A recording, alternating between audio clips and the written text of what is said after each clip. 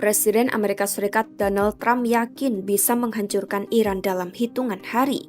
Lebih dari 20.000 serangan udara dilancarkan, infrastruktur lumpuh, bahkan pemimpin tertinggi mereka pun tewas.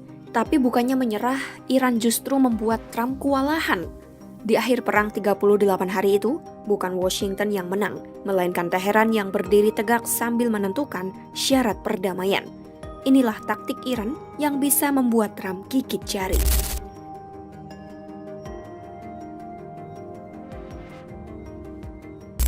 Perang selama 38 hari antara AS, Israel, dan Iran akhirnya berhenti setelah gencatan senjata diumumkan pada 7 April 2026.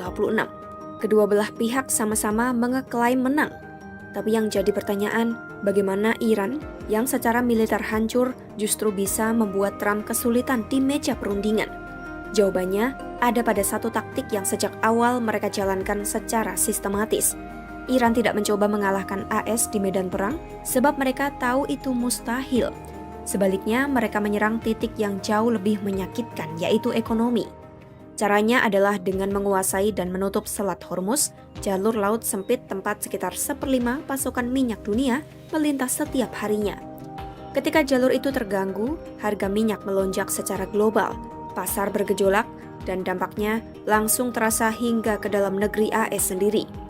Peneliti senior dan pakar Iran dari Middle East Institute, Alex Vatanka, menjelaskan inilah yang secara sengaja dilakukan Iran. Mereka memastikan perang ini benar-benar dirasakan oleh rakyat Amerika, bukan hanya oleh tentara di medan perang. Menurut Vatanka, karena itulah Trump akhirnya terdorong untuk menghentikan konflik. Hasilnya memang terlihat di meja perundingan. Gencatan senjata terjadi tanpa AS dan Israel berhasil mencapai tujuan-tujuan besar yang sejak awal mereka tetapkan, yaitu menggulingkan rezim Iran, menghapus program nuklir mereka, dan mengakhiri kemampuan Iran mengancam negara-negara tetangganya. Nyatanya, rezim Iran tetap berdiri.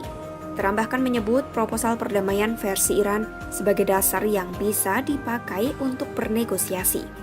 Adapun isinya 10 tuntutan besar termasuk janji AS untuk tidak menyerang Iran lagi, pencabutan seluruh sanksi, dan penarikan pasukan AS dari kawasan. Trita Parsi dari Quincy Institute menilai fakta ini sebagai kemenangan diplomatik yang signifikan bagi Teheran. Menurutnya, AS tidak lagi berada di posisi yang bisa mendikte syarat kepada Iran. Gedung Putih pun berusaha meluruskan pernyataan Trump tersebut. Mereka menyebut yang dimaksud adalah cetak biru yang berbeda dari apa yang diumumkan Iran secara publik. Iran pun tidak berhenti di situ. Bahkan setelah gencatan senjata diumumkan, Iran tidak serta-merta membuka Selat Hormuz sepenuhnya.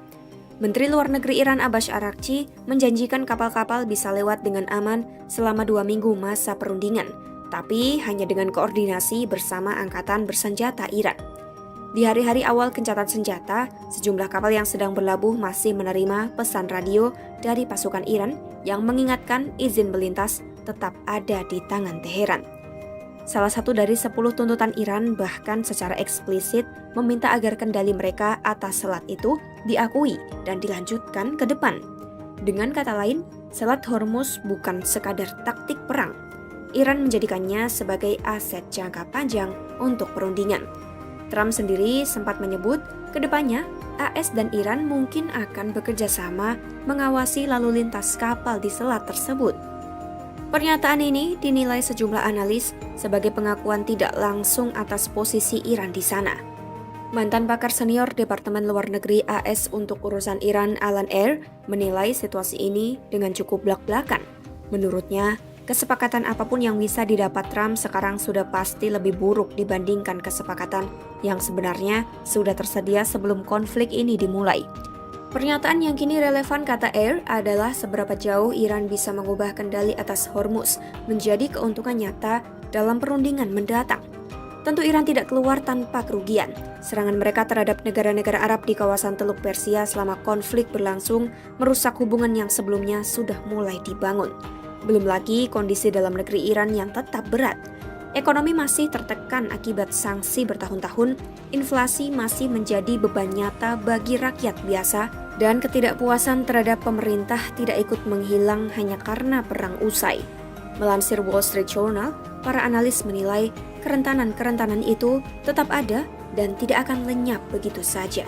Jadi apakah taktik Iran benar-benar berhasil membuat Trump gigit jari? Dari sisi militer, Iran dinilai memang kalah telak. Tapi dari sisi tujuan yang lebih besar, mempertahankan kendali atas jalur minyak dunia, dan memaksa AS duduk di meja perundingan dengan kerangka Iran sebagai acuan, hasilnya tidak sesederhana kekalahan. Trump yang datang dengan ambisi besar kini menghadapi perundingan dengan posisi yang oleh sejumlah analis dinilai jauh lebih sulit dari yang seharusnya. Yang pasti, pertarungan sesungguhnya belum selesai. Babak berikutnya akan ditentukan bukan di medan perang, tapi di meja perundingan. Ikuti terus perkembangannya hanya di YouTube Kompas.com. Download Tribun X sekarang, menghadirkan lokal menjadi Indonesia.